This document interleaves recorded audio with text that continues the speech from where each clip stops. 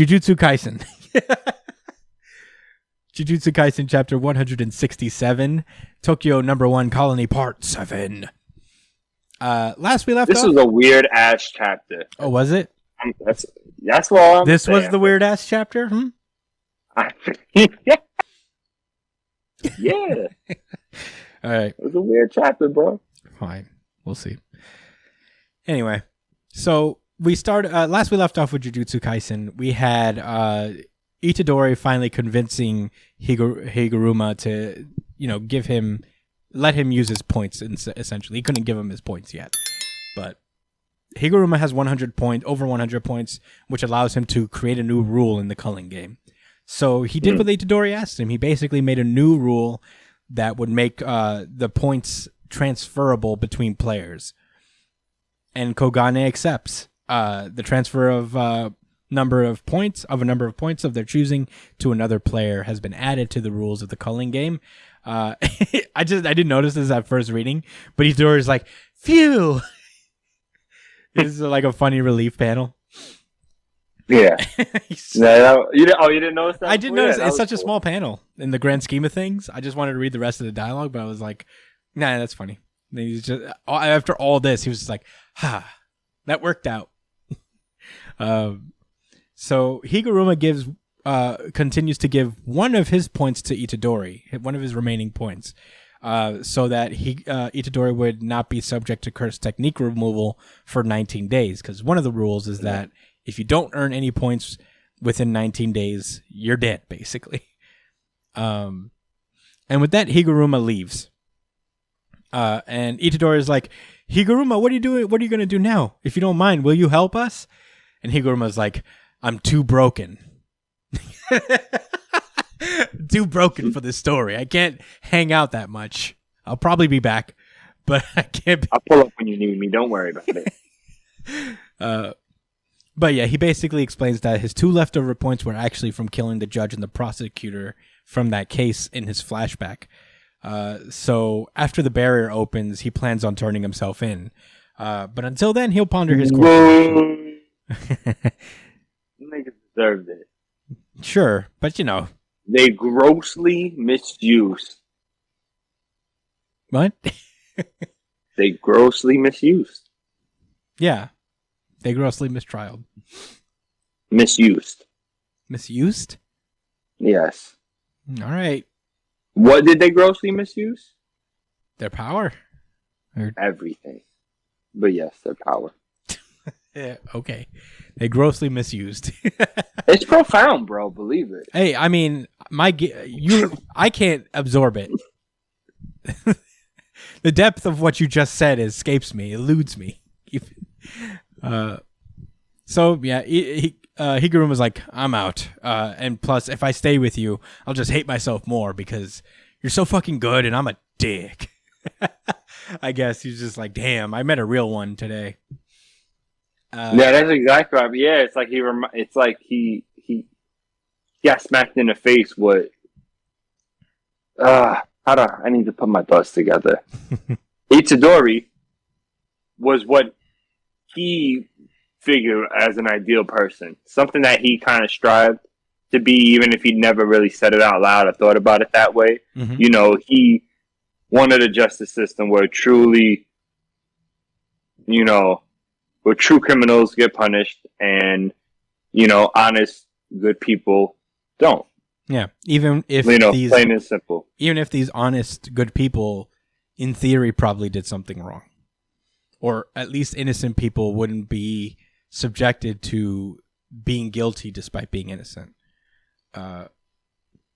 It's kind of like interesting when you really think about it. Itadori is kind of like the very personification of what Higuruma is fighting for. It's just a good person exactly who didn't do something and has put, in Itadori's case, himself on trial for actions that were out of his control. So there was a lot of significance symbolically to that. It was a lot like that kid who was accused of killing someone when all he did was return a knife that was used to kill somebody, but not by him. Sorry, I didn't mean to cut you off. If you wanted to continue. No.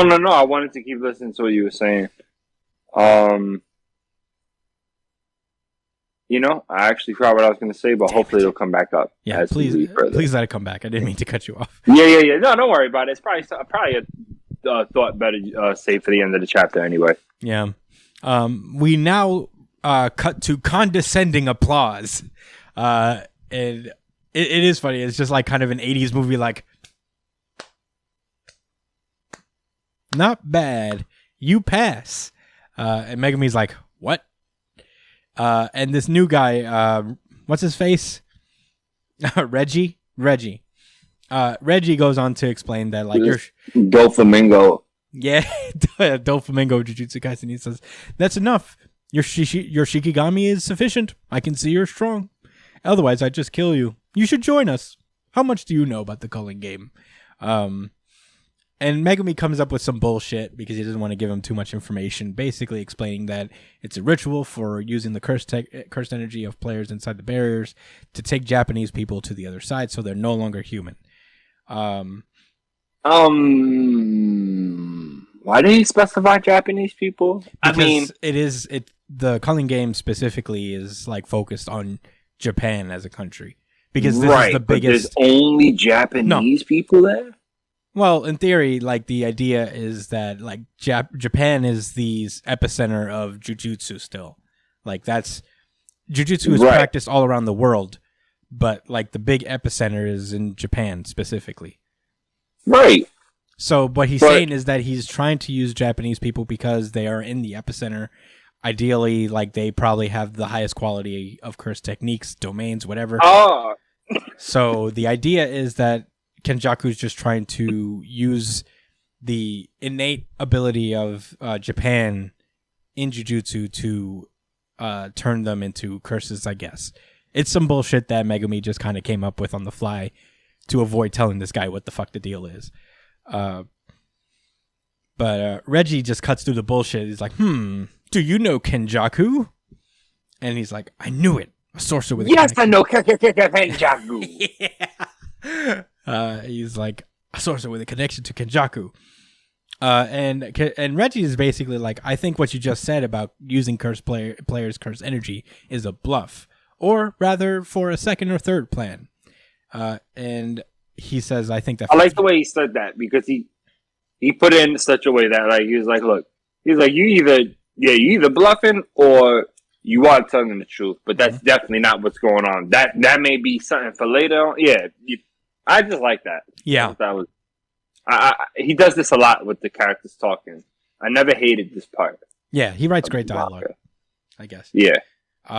But he explains that the reason he thinks of that is the number of players, the differing skills of players, and the barrier rules. So he explains that, suppose there are 1,000 players equally divided amongst the 10 colonies.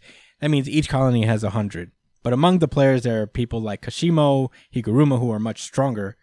And those two alone have already weeded out 60 sorcerers. Each barrier probably has one person like that at least.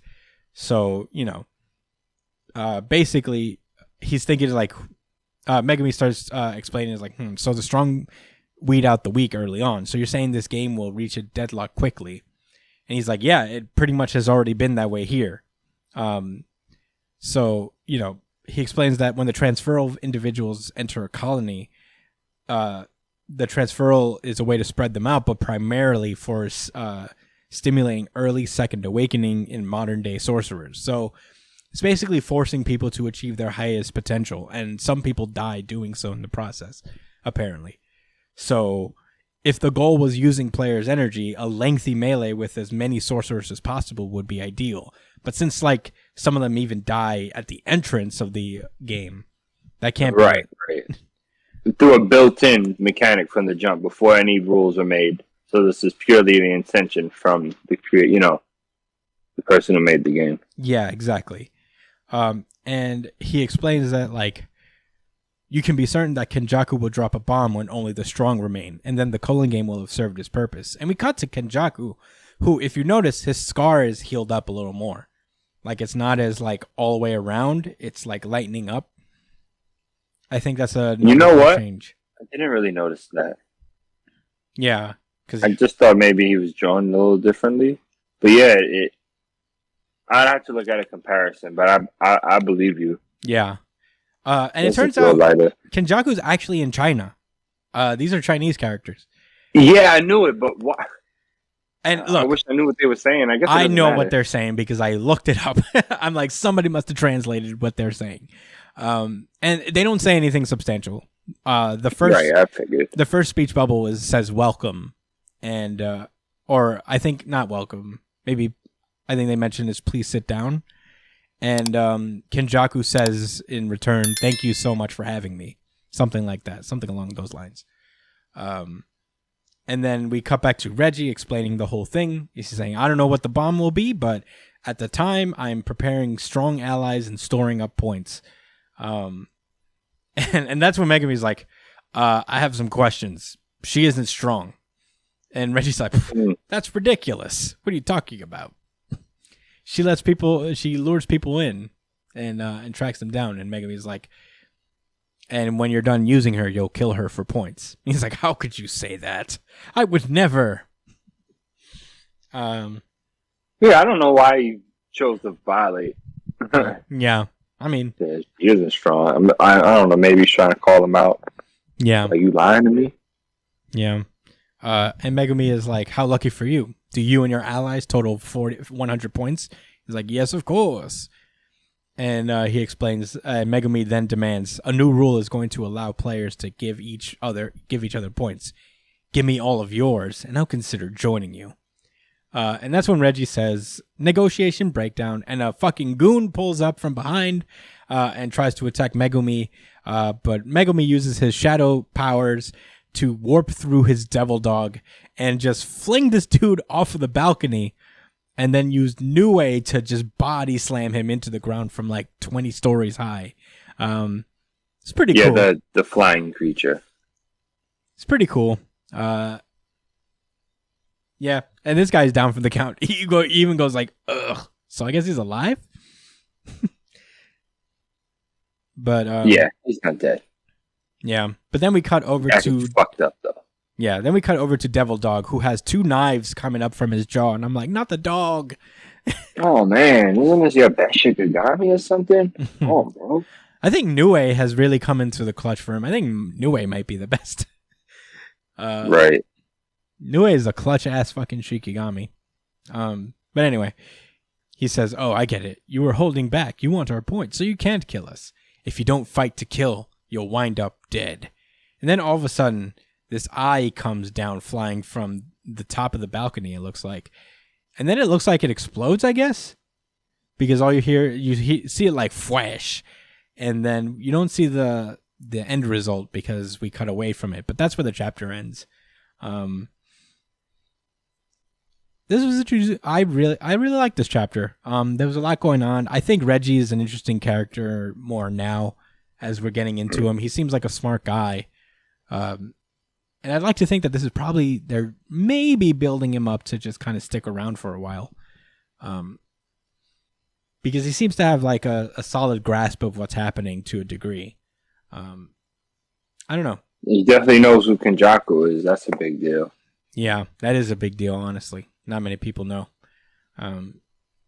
As to what his fucking power is, it still has to do with those receipts he's attached to himself. So I don't know. I don't know what it could possibly be. Cursed. Yeah. Cursed ability. So I remember what I was thinking earlier, just real quick. Something that I thought about with Itadori's situation with the trial, right? So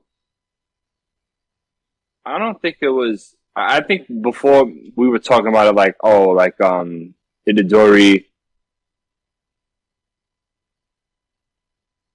he owned up to it because technically it was him doing it, with, you know, even though Sukuna took over his body or whatever. But I think the point was that he was the one that ate the finger in the first place. He decided to make that decision, you know what I'm saying, for better or worse, in order to do what he needed to do. And he's, from the beginning, he's owning up to that. And I think that's what that's what triggered him. It was because he knew the facts that someone took over control of his body, but I think he really respected that, you know, he's being completely honest. And in the justice system, fessing up for something, if you admit to something, you're getting the punishment, period. You know, where really people make mistakes and, you know, we have to learn from them and move forward. And if you lock them up for a large portion of their life without any type of enrichment for them to better themselves, you know what I'm saying? Which is what the situation is in jails. I'm pretty sure the same in Japan that it is in America. Mm-hmm. It's just not helpful. And I think I just wanted to give a little bit more insight into that situation at Higuruma and why he felt so triggered. I think because I had to think about that for a little while.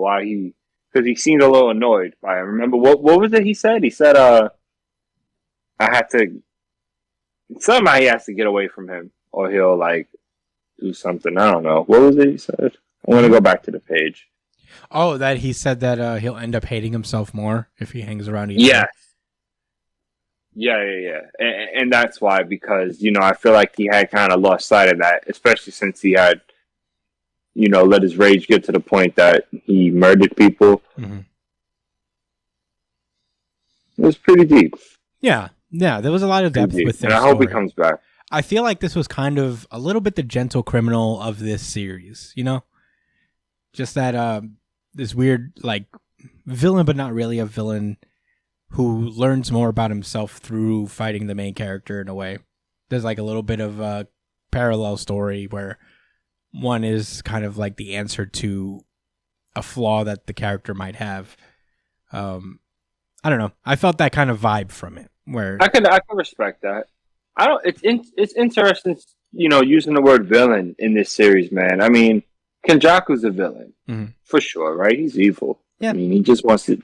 He's willing to let so many people suffer just to achieve his goal, you know?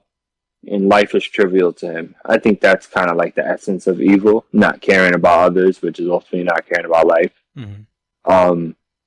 But I don't know, all the other people in the series weren't, you know, I guess aside from Mahito, they weren't, you know, no one's really a straight up villain. Everyone's kind of complicated and has a lot of layers to them, right? And we've commented on that, you know, whenever we spotlight on a character and whatever they're focusing in on the arc. But I mean, like, is he a villain? He all right, this is what happened. He lashed out.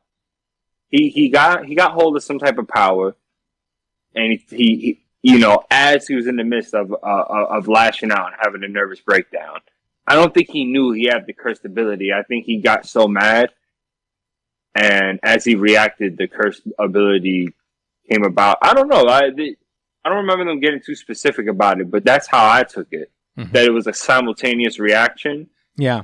And at the end of the day, it was a mistake because of the raw emotions he felt. He felt justified in what he was doing. Like, it's wrong to murder people, but he felt like this was something that was such a grave injustice that he had to do about it. And he made a mistake and killed somebody.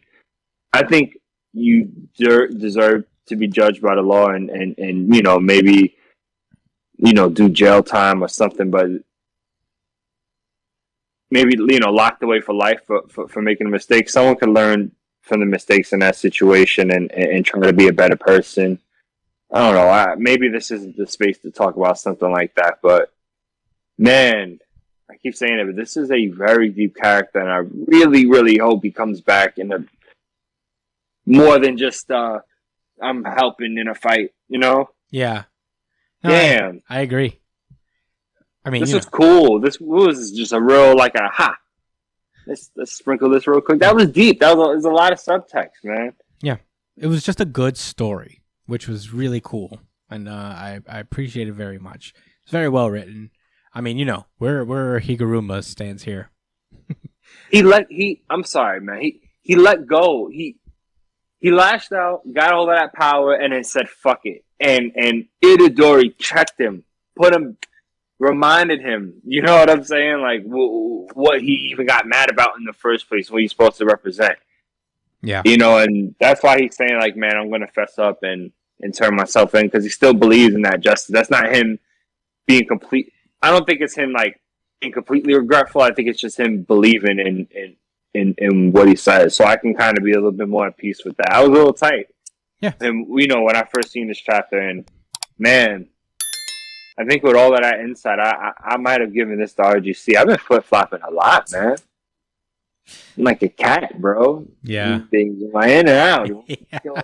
No, I agree. I felt the same way. I was like reading it, talking about this again. I was just like, fuck, this probably could have been the RGC instead. But we've made our choices. But this last little mini arc of Jujutsu Kaisen was pretty great. Hopefully the quality can continue with Reggie, this new character, and maybe we'll get a little something deep out of him.